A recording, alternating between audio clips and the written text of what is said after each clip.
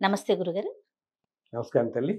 గురుగారు, కొంతమంది కామెంట్ రూపంలో కొన్ని ప్రశ్నలు అడుగుతా ఉన్నారు. మీ చెప్పండి. దగ్గర నుంచి ఒక సలహా, హ్మ్. వాళ్ళ సందేహానికి ఒక నివృత్తి కావాలని. హ్మ్. చాలా మంది ధర్మాన్ని ఖచ్చితంగా ఫాలో అవుతూ ఉంటారు. హ్మ్. ఏది ధర్మమో అటువైపే ఉంటారు. అవును. దైవభక్తి సంబంధించి కావచ్చు, మిగతా విషయాలకు సంబంధించి కావచ్చు, అవును. చాలా ధర్మబద్ధంగా ఉంటారు. అవును. అయినా కూడా మాకే కష్టాలొస్తున్నాయి. అవును. మాకే ఎందుకు ఇన్ని బాధలొస్తున్నాయి? అవును. దీనికి ఏంటి పరిష్కారం ఏంటి? ఆ! గురుగారి ద్వారా చెప్పించండి అడుగుతా అవును. ఉన్నారు. అవునమ్మా. అవును. మీరు చెప్పింది చాలా కరెక్టు. ఆ! చాలా సహజం కూడా. చాలా న్యాచురల్ కూడా ఇది. అందరూ అనుకునేదేంటి, మనం ఏదైనా అన్యాయం పనులు ఏమన్నా చూస్తే కష్టాలు పడటం అనేది ఒకటి.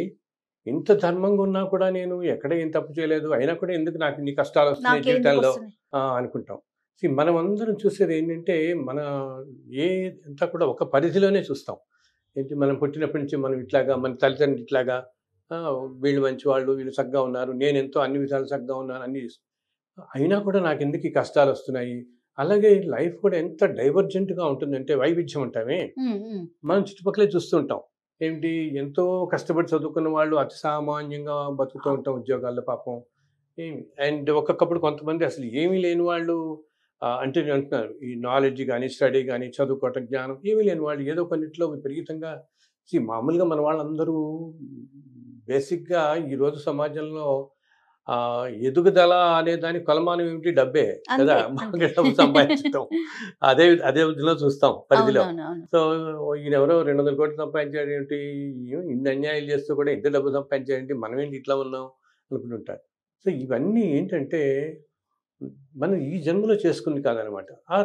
కొన్ని అనారోగ్యాలు రావటం గాని, అండ్ ఏం అన్యాయం చేయకపోయినా వీళ్ళు చక్కగా హెల్తీగా ఉన్నారు, మనకేంటి ఇంత ధర్మంగా ఉండి అనారోగ్యం మనకి రావటం ఏంటి అనుకుంటుంటాం. అవును. ఇవన్నీ ఏంటంటే, ఇప్పుడు మనం ఎన్నో జన్మల నుంచి వస్తూ ఉంటాం. మనకేంటంటే, మనకి మన సనాతన ధర్మంలో, మన సాంప్రదాయంలో మనకు తెలుసు కదా! జన్మజన్మల పరంపర ఇలా కొనసాగుతూ ఉంటుంది. అవును. అవును. సో, ఇన్ని జన్మల్లో మనం ఏ జన్మలో ఏం చేసుకున్నామో తెలీదు కదా మనకి. వాటన్నిటి ఫలితాలు మనం ఇప్పుడు అనుభవిస్తూ ఉంటాం. అంటే ఏంటి, సపోజ్ ఇన్ని వేల కోట్ల జన్మల్లో మనం చేసుకున్న పుణ్యానికి పుణ్యం, పాపానికి పాపం మన అనుభవానికొస్తుంది. అవును. సో, మనం చేసుకున్న పుణ్యం వల్ల ఏంటి, 3 పూట్ల మనం తినగలుగుతాం. హాయిగా మంచి బట్టలు వేసుకోగలుగుతాం, తిరగగలుగుతాం. ఈ మనం చేసుకున్న పాపం 2 సైమల్టేనియస్‌గా వెళ్తుంటాయి. హ్మ్. హ్మ్. మనం ఏదో జన్మలో చేసుకున్న ఏదో పాపానికి ఏదో కష్టం మనకొస్తూ ఉంటుంది. అవును. ఓకే. సో, ఏంటనమాట, ఈ పాపపుణ్యాలు 2 ప్యారలల్‌గా వెళ్తుంటాయి. ఈరోజు నువ్వు అనుకుంటున్నావే ఏంటి, ఇంత అన్యాయం చేశాడేంటి, ఇట్లా ఉన్నాడు, అయినా కూడా ఇంత బ్రహ్మాండంగా హ్యాపీగా ఉన్నాడు ఈ ఉన్నాడు. మనిషి, ఆ! హ్యాపీగా ఉన్నాడు అనుకుంటావే. అదేమిటనమాట, అతను ఇంతకుముందు 4, 500 జన్మల్లో ఆ మనిషి ఎంతో మంచి మార్గంలో ఉండి, ఎంతో సమాజ సేవ చేసి, ఎంతో మంచి ధర్మపథంలో ఉండేటప్పటికి ఈ జన్మ అతనికి అంత మంచి జీవితం వచ్చింది. ఆ! కానీ ఈ జీవితాన్ని, ఈ జన్మని గనుక అతను సరిగా సద్వినియోగం చేసుకోకుండా అన్యాయాలు చేశాడా, హ్మ్. మళ్ళీ కొన్ని వేల జన్మల్లోకి వెళ్ళిపోతాడు. హ్మ్.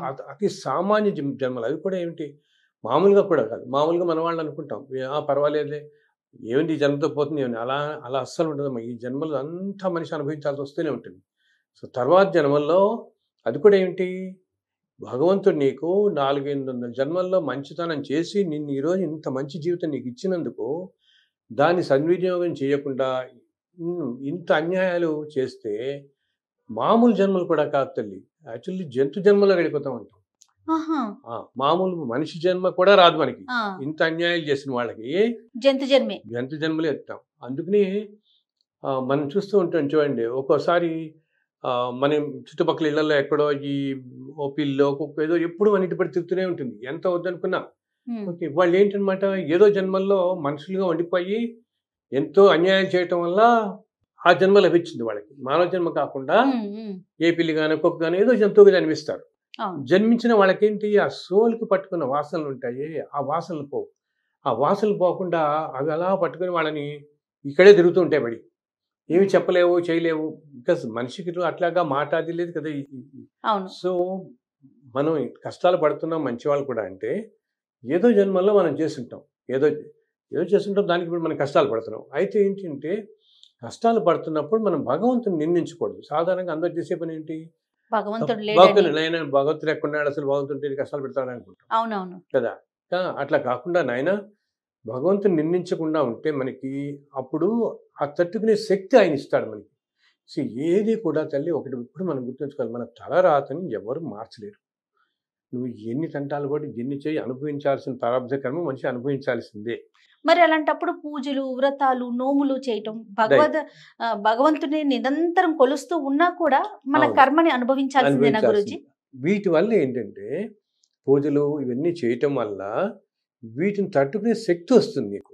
ఇటువంటివి మనకి ఇన్ని కష్టాలు వచ్చినప్పుడు కష్టాలు వచ్చినప్పుడు ఏమవుతాం, మానసికంగా కుంగిపోతాం, శారీరకంగా కుంగిపోతాం అవునవును కదా. సో ఈ తట్టుకునే శక్తి రావడం కోసం ఈ పూజలు ఇవన్నీ చెప్పటం. అంతేకాని అవన్నీ చేసినంత మాత్రం పూర్తిగా తొలగిపోతుంది. మనిషి అనుభవించాల్సిన కర్మ అనుభవించి తీరుతాడు. తట్టుకునే శక్తి మనకు వస్తుంది అనమాట. ఈ కష్టం తట్టుకునే శక్తి వచ్చి, అలాగే ఏమవుతుంది, సపోజ్ మనం ఇంతకుముందు జన్మల్లో చాలా పుణ్యం చేసుకున్నాం అనుకో, ఓకే, అండ్ కొన్ని పాపాలు చేసిన కార్యాల వల్ల మనం ఇప్పుడు కష్టపడుతూ ఉన్నప్పుడు అప్పుడు ఏమవుతుందంటే ఈ శక్తితో పాటు ఆ తీవ్రత కూడా తగ్గుతుంది కొంచెం మేర. ఈ పూజలు వీటి వల్ల కొంచెం తీవ్రత తగ్గుతుంది. కానీ అసలు అనుభవించకుండా పోవటం మాత్రం జరగదు. ఎటువంటి పరిస్థితుల్లోనూ ఎవరైనా కూడాను, ఎంతటి వాళ్ళైనా ఎంతటి మహానుభావులైనా. నేను ఇన్ని సంవత్సరాలుగా చూశాను తల్లి, ఎంతో వేదాలు చదువుకున్న వాళ్ళు, ఎంతో విజ్ఞానం ఉన్నవాళ్ళు, ఎంతో అసలు చాలా మహానుభావులుగా కీర్తించబడుతున్న వాళ్ళు కూడా కష్టాలు పడుతున్నారు. కష్టం వచ్చినప్పుడు ఇలాగే అంటే నువ్వు అన్నట్టు ఏదైనా పూజ ఏదో చేస్తే వాటి కోసం అన్నట్టు ఆ తట్టుకునే శక్తి వస్తుంది మనిషికి. ఆ పీరియడ్ అయ్యేంత వరకు, సపోజ్ ఒక 7-8 ఏళ్ల పాటు మనకి చాలా టఫ్ పీరియడ్ లాస్ట్ పెట్టి ఉంది అనుకో.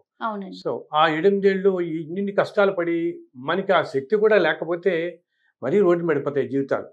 సో అందుకని దానికి ఉపయోగపడుతుంది. కానీ ప్రారంభ కర్మ ఎంతటి వాళ్ళైనా తప్పించుకోలేరు అనమాట. తప్పించుకోలేరు, అనుభవించి తీరాల్సిందే. బట్ భగవన్ నామం స్మరించడం వల్ల వీటి వల్ల అయితే ఏంటంటే భగవంతుడు ఎప్పుడు నాకు ఇంత పూజ చేయండి, ఇన్ని లక్షల పెళ్లి చేయండి, ఇన్ని యాగం చేయండి అందు. ఆయన్ని మనం ఆర్తితో ఒక్క నమస్కారం పెట్టినా చక్కగా మీకు తీవ్రత అంతా తగ్గిస్తాడు. కలవటం ఎంత ఆర్తిగా మనం ఆయన్ని వేడుకుంటున్నాము అన్నది ఇంపార్టెంట్. అంతేగాని నువ్వు ఉన్నావు, నువ్వు చూసుకుంటావు, నువ్వు నీ కష్టాల నుంచి బయటపడేస్తావు, కష్టాలు తట్టుకునే శక్తి నాకు ఇవ్వు అనుకుంటాడు. అలా కాకుండా నువ్వు గట్టిగా ప్రార్థించి ఆయన తట్టుకోలేకపోతున్నానంటే ఇది ఇంకో జన్మలోకి వెళ్ళింది అనుకో, మళ్ళీ మళ్ళీ క్యారీ ఫార్వర్డ్ అవుతుంది. సో అప్పుడు మళ్ళీ పడాల్సి వస్తుంది ఇదంతా. అటువంటిది ఏదో అసలు చాలా విజ్ఞులైన వాళ్ళు ఏం చేస్తారంటే అనుభవించేస్తారు. అప్పుడు అనుభవించేద్దాం, ఈ కర్మ ప్రారంభం అనుభవించుదాం. ఒకటే భగవంతుని నమ్ముకుని పట్టుకున్నందుకు, శరణాగతి వేడుకున్నందుకు ఈ తట్టుకునే శక్తి ఇస్తాడు మనకి ఆయన. ఈ తట్టుకునే శక్తి మనకిచ్చి ఈ పీరియడ్ బయటపడిన తర్వాత మళ్ళీ చక్కగా ఉంటాను అక్క మనం. అయితే ధర్మం కోల్పోకూడదు. మనుషులు ఎప్పుడూ తెలుసుకోవాల్సింది ఏంటంటే ఎటువంటి పరిస్థితుల్లో ధర్మాన్ని మాత్రం వదలకూడదు. ధర్మం వదలకూడదు. అండ్ ధర్మం అనగానే నేను అందరితో అంటాను, అది చాలా కష్టమైంది కాదు నాయన. తోటి వాళ్ళతో సౌమ్యంగా ఉండండి, నలుగురికి తోచిన సహాయం చేయండి. అంతకంటే మించి ధర్మం ఇంకోటి లేదు చుట్టుపక్కల వాళ్ళందరికీ. అదేదో మనం చేయలేంది, మనం ఉండలేంది కాదు. ఎవరి పరిధిలో వాళ్ళు చేయొచ్చు. అండ్ భగవంతుడు చూసేది ఎప్పుడు కూడా మన మనస్సు ఎంత నిర్మలంగా ఉంది, నిష్కలంకంగా ఉంది అని చూస్తాడు. చెప్తే ఈయన 100 కోట్లు నాకు డొనేట్ చేశాడా, ఇంకో మంచి పనికి ఏదైనా దేనికో చేశాడా, ఈయన ఎంత చేశాడు ఏమిటని అస్సలు చూడు. నువ్వు ఎంత స్వచ్ఛమైన మనసుతో ఉన్నావు, నలుగురు మంచి ఎంత కోరుకుంటున్నావు, సమాజం హితం ఎంత కోరుకుంటున్నావు, ఇంకో మనిషి బాగుండాలని ఎంత కోరుకుంటున్నావు, వీటన్నిటి వల్ల ధర్మంగా ఉన్నటువంటి అదనమాట. నలుగురు మంచి కోరుకోవటం, మన తోటి వాళ్ళు మంచి, మనకి వీలున్నంతలో మన తోటి వాళ్ళు సహాయం చేయటం అంతే. అండ్ ఎవరిని అకారణంగా నిందించకుండా. మన వాళ్ళందరూ ఏం చేస్తారు, ఏదైనా కష్టాలు అవి రాగానే గబుకుని నీ వల్ల నాకు కష్టం వచ్చింది, అతని వల్ల నాకు కష్టం వచ్చింది, ఇది సహజం. కానీ ఏంటంటే ఇన్ని జన్మల్లో ఆ మనిషో, ఆ సంఘటనో, ఆ వ్యక్తో, ఆ ప్రదేశమో అదేదో మనకి కారణభూతం అవుతుంది అంతే. మనకి జరగాల్సిందే. అందుకని ఇది నాకు జరిగింది కదా అని వాళ్ళని నిందించకూడదు. నిందించుకుంటే భగవంతుని ప్రార్థించాలి, స్వామి నాకు ఈ కష్టం నుంచి నన్ను బయటపడి తట్టుకునే శక్తి ఇవ్వు అంటే అప్పుడు తప్పకుండా పడేస్తాడు ఆయన. చాలా సంతోషం గురుగారు. నమస్తే.